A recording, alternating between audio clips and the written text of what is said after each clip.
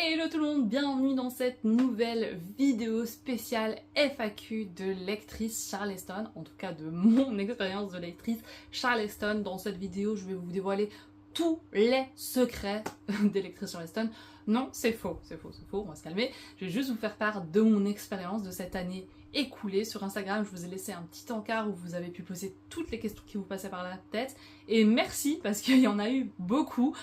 Donc je les ai toutes un petit peu regroupées par thème et j'ai essayé de refaire un petit peu un fil tout au long de l'année pour que ce soit agréable à regarder et que vous ayez toutes les réponses à vos questions. Alors avant de commencer, il fait 33 degrés dans la pièce dans laquelle je filme, donc il y a un petit ventilateur à côté. J'espère que le bruit n'est pas trop dérangeant, mais je vous avoue que sans ça, impossible pour moi de vous filmer cette vidéo.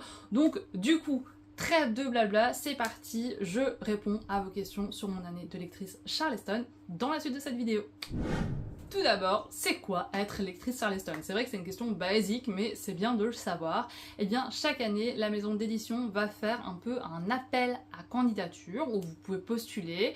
Et de là, 20 lectrices, alors je pense qu'une année il y a eu un lecteur, vont être choisies pour lire toutes les parutions ou presque, je reviendrai après, de la maison d'édition donc, et en contrepartie vous recevez le livre papier en version définitive. Dans certains vous allez pouvoir retrouver votre avis, mais pas dans tous, et puis eh bien vous devez également faire une chronique sur vos réseaux sociaux, que ce soit Instagram, TikTok, YouTube ou je ne sais quoi encore. Donc voilà, ça c'est en gros ce que c'est d'être lecteur ou lectrice Charleston, du moins c'est comme ça que moi je définirais ce rôle. Quelqu'un m'a demandé c'est quoi le truc qu'il faut absolument mettre dans son formulaire pour être choisi en tant que lectrice Charleston. Alors prenez vos bics, vos papiers, je vais vous donner la formule exacte qui va vous permettre d'être choisi à coup sûr. Je ne sais pas. Voilà. Désolée, mais je ne sais pas. Je ne sais pas vous dire c'est quoi le truc qui fait qu'on est choisi ou pas choisi. Moi, j'avais déjà postulé 3 fois avant celle-ci, si je dis pas de bêtises. Et en vrai, moi, je vous dirais juste d'être vous-même, de parler avec votre cœur. Moi, c'est ce que j'ai fait.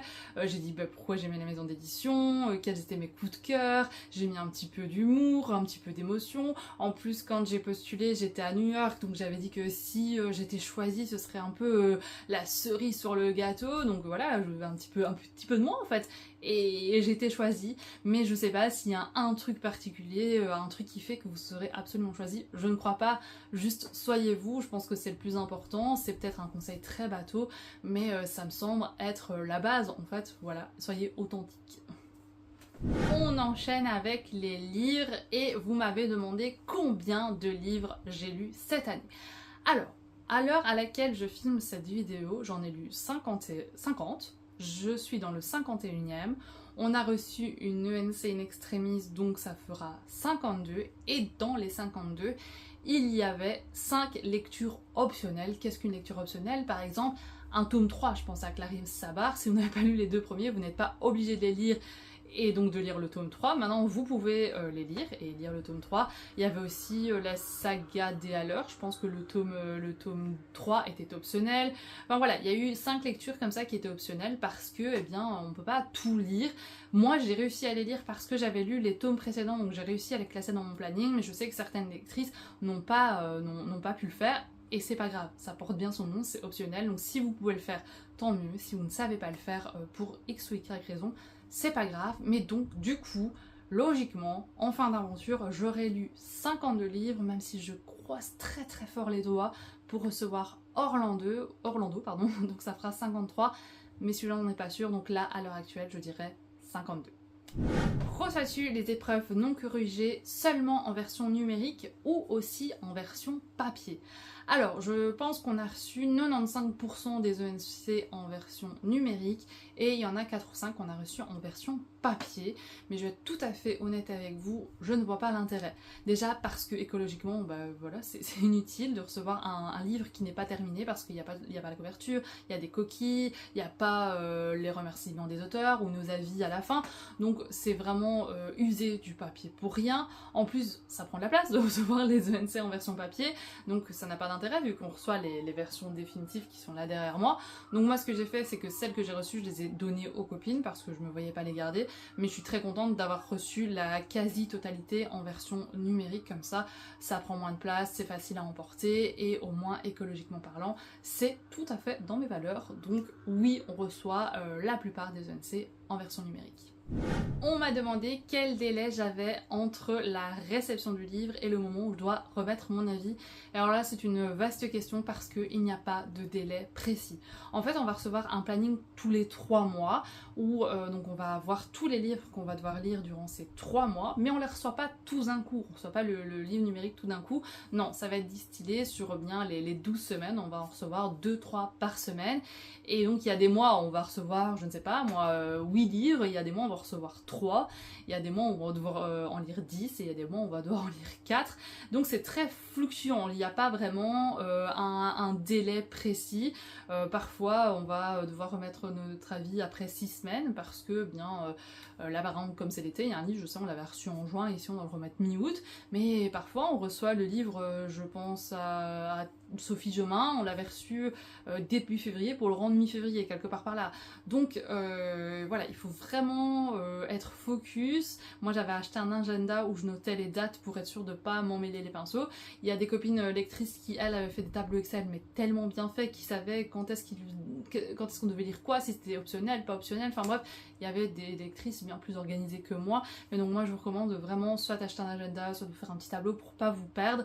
Mais tout ça pour dire qu'il n'y a pas de délai fixe, ça peut vraiment varier. En plus il y a des parutions qui des fois vont être retardées ou vont être avancées.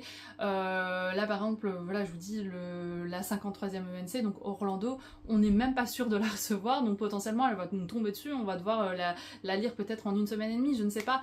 Donc voilà, j'ai pas de réponse toute faite à cette question, c'est très très fluctuant.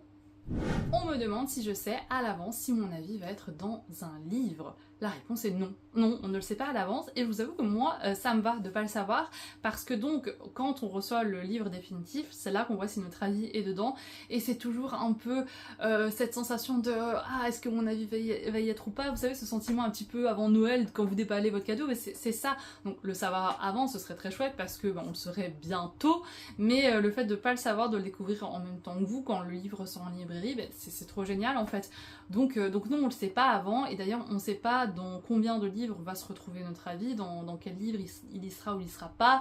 Il y a des livres où on espère très fort qu'il y soit et il y est pas et c'est pas grave, hein, voilà. Et puis il y a des livres où on s'y attend pas et où il y a notre avis. Enfin moi quand j'ai vu que mon avis était dans le Taylor Jenkins Reid ou dans le Lucinda Riley, dans le Christine Hanna, je peux vous dire que ça m'a fait des petits papillons dans le ventre. Enfin voilà, c'était une sensation géniale et ça c'est l'un des gros points positifs de l'aventure Charleston, c'est que pour toujours mon avis sera dans ces livres. Donc voilà, moi j'en retire une certaine fierté.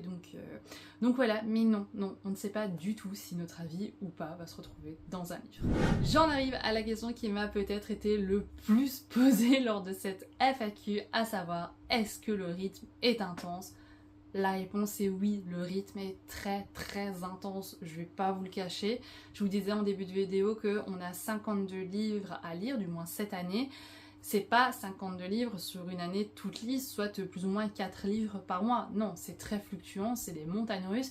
Il y a un mois, on va peut-être en lire 4. Un mois, comme le mois de février, je crois qu'on en avait lu 10, quelque chose comme ça. Donc vraiment, c'est très intense parce qu'il y a des périodes un peu plus creuses, mais il y a des périodes où c'est vraiment, faut y aller, quoi. Hein. Faut pas perdre de temps. Et le fait est que eh bien la vie vient se mêler à votre planning de lecture, hein, voilà, et c'est pas la vie qui s'adapte au planning, c'est le planning qui s'adapte à la vie. Voilà, on a tous des aléas, des hauts et des bas. Voilà, pour moi personnellement, j'ai perdu mon chat en décembre, là autant vous dire que j'avais pas envie de lire. La canicule fait que j'ai pas envie de lire. J'ai commencé un nouveau travail en mai, j'avais pas envie de lire non plus parce que j'étais fatiguée, parce qu'il y avait un rythme à prendre. Donc voilà, les aléas de la vie font que, eh bien, ça rend le rythme intense parce que les délais sont raccourcis, parce qu'on lit moins, en tout cas moi c'est mon cas. Donc voilà, je préfère vous le dire, très honnêtement, le rythme est intense, des fois c'est même trop intense, des fois il va y avoir un ras-le-bol. Moi à un moment donné, je vais pas vous mentir, il y a eu ce moment de voilà, là, Charleston, j'en vois de partout, c'est pas négatif, hein, c'est juste la vie qui veut ça, et ça fait pas de moi une mauvaise lectrice, ou ça fait pas de moi une fille qui n'est pas reconnaissante d'être là, pas du tout, c'est juste la vérité, il faut être honnête, c'est très chronophage, ça prend du temps, oui, c'est ce que ça veut dire chronophage, n'est-ce pas, et parfois on a envie de faire autre chose, hein. Moi c'était mon cas, et puis surtout par exemple, là ici en juin-juillet, on est en plein dans les lectures de Noël, je vais pas vous mentir, c'est pas les lectures que j'ai envie de lire maintenant, je le savais, là n'est pas la question, mais entre le savoir et le vivre, il y a vraiment un gap, et donc voilà, je lis ces lectures de Noël, je fais en sorte que mon avis représente bien ce que j'aurais pu ressentir quand je les aurais lus en décembre, mais c'est difficile aussi de se caler avec ça, donc voilà, mais il faut pas se flageller, il faut pas culpabiliser, c'est normal parfois de se sentir un peu à la traîne, surtout qu'on est dans un groupe où on lit pas toutes au même rythme, on n'a pas toutes les mêmes plannings, les mêmes emplois du temps, et donc vous allez voir des lectrices qui ont déjà tout lu, quand d'autres sont au même niveau que vous, il y en a qui lisent moins vite, et voilà, c'est comme ça, c'est la vie en fait. Donc oui, le rythme est intense, sachez-le, ça va pas être toujours une partie de plaisir, mais c'est pas grave, voilà, c'est qu'une fois, c'est qu'une année, donc on prend sur soi, on lit, et au final, je vous avoue que l'année, elle passe en un claquement de doigts, donc au final, ça va aller, vous en faites pas, vous allez sortir vivante de ce rythme incessant. Non mais j'en rigole, mais voilà, il faut être au clair avec ça, oui, c'est un rythme intense. Vous m'avez demandé si j'ai abandonné un livre, et bien écoutez, j'ai le syndrome de la bonne élève, je veux absolument tout bien faire, surtout que là c'est que pour une année, donc je me suis dit tu vas tout lire jusqu'au bout quoi qu'il arrive. Eh bien sachez-le, j'ai échoué, j'ai abandonné un livre. Pas par faute de planning, de temps, de la vie, non, pas du tout, juste un livre que je n'ai pas aimé. Voilà, j'arrivais pas à rentrer dedans, donc je l'ai abandonné, je l'ai mis préparé, je l'ai mis ici. Il s'agit de Iphigénie de Benjamin Carteret. On est sur la mythologie grecque, c'est pas un livre qui m'a passionné, voilà, juste j'aimais pas, voilà, tout simplement. Donc j'ai abandonné, et il n'y a pas de mal à abandonner, vous avez le droit d'abandonner des livres. Sur 52 livres, on peut pas tout aimer, tout ne peut pas nous intéresser. Donc voilà, juste vous le dites, et ça arrive. Alors bon, on va pas abandonner 40 livres, n'est-ce pas, mais il n'y a pas de mal, hein. C'est tout à fait ok d'abandonner un livre, et moi c'est donc celui-ci pour lequel je n'ai pas été jusqu'au bout, mais ça fera une heureuse parce que je sais qui je vais le donner, donc voilà pourquoi je l'ai demandé en version papier, parce que si vous l'abandonnez, vous pouvez aussi demander de ne pas le recevoir, hein. Voilà, mais c'est donc le seul livre pour l'instant, hein, je vous ai dit il me reste encore 2 livres, donc peut-être qu'il y en aura un autre, je ne sais pas, mais celui-ci c'est le seul que j'ai abandonné durant toute mon année de lectrice. Ensuite, quelqu'un m'a demandé qu'est-ce qui se passe quand tu n'aimes pas un livre. Eh bien, tu es banni à vie des éditions Charleston. Non, c'est faux bien sûr, il se passe rien du tout. En fait, quand on a fini un livre, on a un formulaire à remplir dans lequel on donne notre avis, on note le livre, on donne notre avis sur le titre ou sur la couverture si elle est là, et puis le formulaire est envoyé, et donc bien dans ce formulaire, quand j'ai pas aimé un livre, eh bien je l'ai dit tout simplement, et puis voilà, le formulaire est parti, les éditrices en ont pris connaissance, et puis voilà, ça s'arrête là. Mon avis ne se retrouve pas dans le livre, et c'est logique, parce que comme j'ai pas aimé, il n'y a pas de sens qui se retrouve là. Et puis c'est tout en fait. Et niveau chronique Instagram, parce que comme je vous ai expliqué, quand on lit des livres, après on doit les chroniquer, eh bien on est libre de le faire ou pas, voilà, ça dépend de vous tout simplement. Et moi j'ai pensé à 2 exemples qui sont très parlants. Tout d'abord le livre de Sophie Jomain, donc le journal d'une wedding planner, oui, eh bien je l'ai pas aimé, mais je vous en ai quand même fait une chronique parce que je savais vous expliquer pourquoi j'ai pas aimé, j'avais des arguments, donc pour moi ça faisait sens de le chroniquer. Par contre, le Adeline Fleury, donc ici les miracles ont un goût de ciel, celui-là je l'ai pas chroniqué, je vous en ai pas parlé parce que je ne savais absolument pas quoi vous en dire. Ce livre pour moi c'était vraiment un ovni, je trouvais rien de positif, ou du moins j'avais vraiment trop de mal à expliquer pourquoi je n'avais pas aimé. D'ailleurs je me souviens que ma chronique auprès des éditions Charleston, elle était toute petite parce que j'étais vraiment perdue, et donc à ce moment-là je dis je vais pas le chroniquer, ça fait pas sens en fait de vous donner mon avis sur ce livre, donc je l'ai pas fait, et on a totalement le droit de ne pas le faire. Donc voilà, dans les faits, il ne se passe absolument rien quand vous n'avez pas aimé un livre, et vous êtes totalement libre d'en parler, ou justement de ne pas en parler. Une question qui va de pair avec celle d'avant, es-tu obligé de lire tous les livres? La réponse est non, et pour plusieurs raisons. Comme je vous dis, déjà on peut abandonner des livres, il y a des lectures optionnelles, et puis il y a des livres bien que vous n'arriverez peut-être pas à caser dans votre planning, et il y a des livres que peut-être vous saurez pas lire pour le sujet. Par exemple, nous on a lu à lire Bahari Bora, je vous en reparlerai parce que c'est un livre de la rentrée littéraire. waouh, il était vraiment très très très très dur à lire, et donc il y a des lectrices qui n'ont pas pu le lire, c'était au-dessus de leur force. Et c'est normal, on va pas s'obliger, on va se faire du mal, c'est pas le but. Donc voilà, non, vous n'êtes pas obligé de tout lire. Maintenant, si vous lisez pas la moitié des parutions, ou trois quarts, je pense que là, Emmeline va venir vous demander un petit peu ce qui se passe. Mais dans les faits, voilà, 52 livres, c'est beaucoup, je pense que la maison d'édition le sait. Et donc voilà, vous n'êtes pas obligé de tout lire, mais quand même, il faut lire la grande majorité des livres. Quelqu'un m'a demandé si j'avais la sensation d'avoir lu trop de Charleston. Est-ce que j'ai trop soupé de Charleston? Est-ce que je peux plus me voir cette maison d'édition en peinture? Non, bon, la personne n'a pas dit ça, là c'est moi qui extrapole un peu, mais je trouvais cette question très intéressante et je me suis un petit peu posée pour réfléchir, et je dirais oui et non. Oui et non parce que franchement j'adore cette maison d'édition, et le gros trois quarts des livres que j'ai lus, je les ai adorés, donc vraiment ça, pas de souci. Mais c'est vrai qu'à un moment donné, je me suis dit, là j'ai envie de lire un peu autre chose. Je pense que c'est surtout arrivé pendant les pics de planning, là où il y avait vraiment beaucoup de livres à lire et donc il fallait rendre les avis ou il fallait se dépêcher. Là c'est vrai que je me suis dit, ah ouais, là c'est vrai que Charleston, matin, midi, soir, dans le train, pause de midi, le soir, je disais à mon mec, non, on regarde pas de film, je vais lire mes livres. Donc voilà, là c'est vrai que c'était vraiment une période où je me disais, ah ouais, là j'ai envie de lire un livre, de sortir un livre de ma balle, un bon gros thriller comme je les aime. Et puis là, récemment, fin juin, début juillet, on a eu pas mal de lectures de Noël à lire. Et alors, il faut savoir que moi, les livres de Noël, déjà de base, c'est pas mon truc. Mais alors, en plein mois de juillet, là où il fait 40 degrés, c'est encore moins mon truc. Donc là, j'avoue que j'étais moins dans le mood Charleston. J'aurais voulu autre chose. Maintenant, j'ai lu ses livres et il n'y a pas de souci.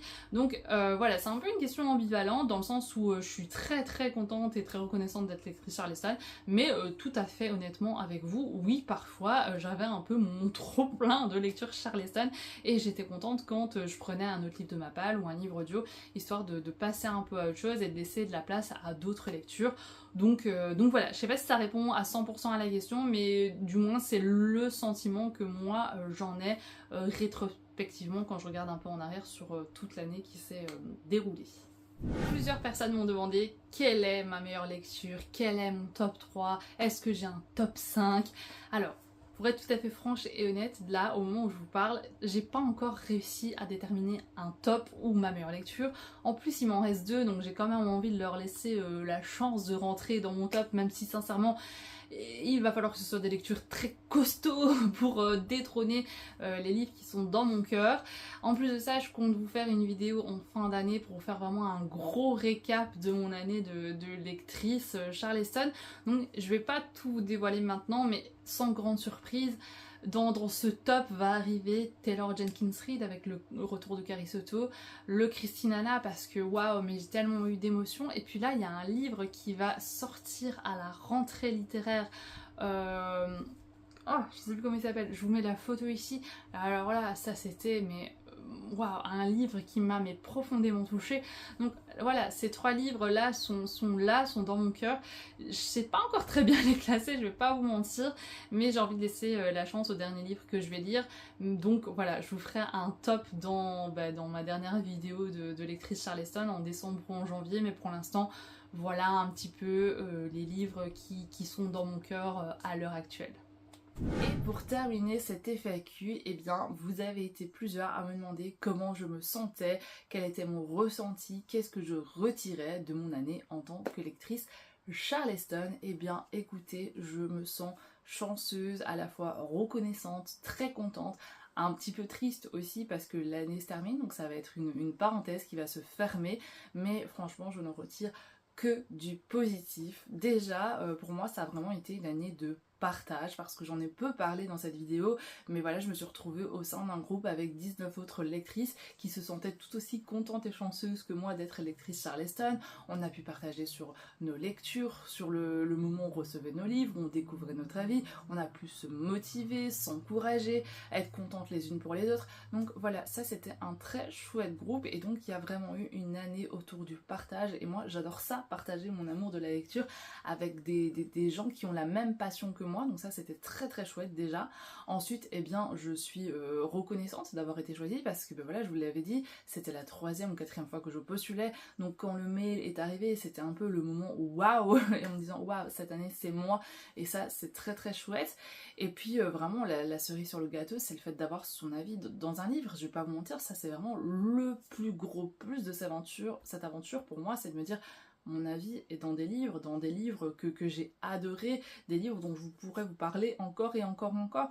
Donc ça c'est fou, et j'en retire une certaine fierté aussi de me dire que c'est mon avis qui était choisi parmi les 20 autres. Alors il n'y a pas que mon avis, hein, il y a les avis des autres lectrices, mais voilà. Donc du coup, même si je vous disais, voilà, le rythme est intense et des fois il y a des petits moments de down et tout ça, au final, rétrospectivement, 1 an après, j'ai oublié ces moments un peu plus durs parce que j'en retire vraiment que le positif, surtout que c'est une seule année dans ma vie, enfin, j'imagine, je suppose, je ne pense pas vous postuler comme je vous le disais. Donc voilà, j'en ai profité à fond, j'en retire le meilleur, et si c'est à refaire, je referai pas autrement. Donc vraiment, mon ressenti, il est incroyable, je suis très très contente, et de pouvoir, je vous dis, l'avoir partagé avec d'autres, le partager avec vous, c'était aussi le but du pourquoi je postulais. Donc voilà, et puis je l'ai pas dit, mais découvrir des nouveaux auteurs, ça aussi c'est très chouette, parce qu'il y a peut-être des livres sur lesquels je me serais jamais arrêtée, et puis lire des autrices que j'adore en avant-première et pouvoir me dire waouh, j'ai lu leur livre avant qu'ils sortent, bah ça aussi c'est un plus. Donc franchement, sincèrement, je ne garde que le positif de cette aventure. Et si vous êtes lectrice Charleston, le conseil que je vous donnerais, c'est profitez à fond, franchement, vivez chaque lecture comme si c'était la dernière entre guillemets, parce que ça passe vite. 1 an, franchement, vous allez cligner des yeux, vous êtes en septembre, hop, vous clignez des yeux, vous êtes en août et ça se termine. Donc voilà, franchement, c'est une aventure très très positive avec une équipe derrière qui est franchement incroyable. Voilà, si je peux apaiser votre cœur sur les quelques rumeurs qui ont circulé l'année dernière sur le fait qu'on mettait la pression à mort aux lectrices Charleston, que c'était lire. Non, c'est faux, il n'y a personne qui nous met la pression, juste nous-mêmes, voilà. Mais comme je vous l'ai expliqué tout au long de cette vidéo, il y a une équipe très bienveillante qui est derrière, et on est tous humains, et c'est une aventure humaine avant tout. Donc voilà, c'est juste quelque chose d'incroyable à vivre de mon point de vue en tant que lectrice, et donc j'en suis très reconnaissante, très fière, et je remercie Emeline d'avoir posé ses yeux sur ma candidature et de s'être dit ok, Mallory ce sera pour 2026. Donc voilà, au final vraiment c'est que du positif. Voilà pour cette FAQ autour de mon année de lectrice Charleston. J'espère avoir répondu à toutes vos questions, tous vos doutes, toutes vos petites pensées. J'ai essayé de ratisser le plus large possible. Bon, j'ai gardé un peu de mystère parce que le tout n'est pas de vous dévoiler l'intégralité de mon aventure, mais quand même j'ai répondu à, je pense, toutes les questions que vous m'avez posées.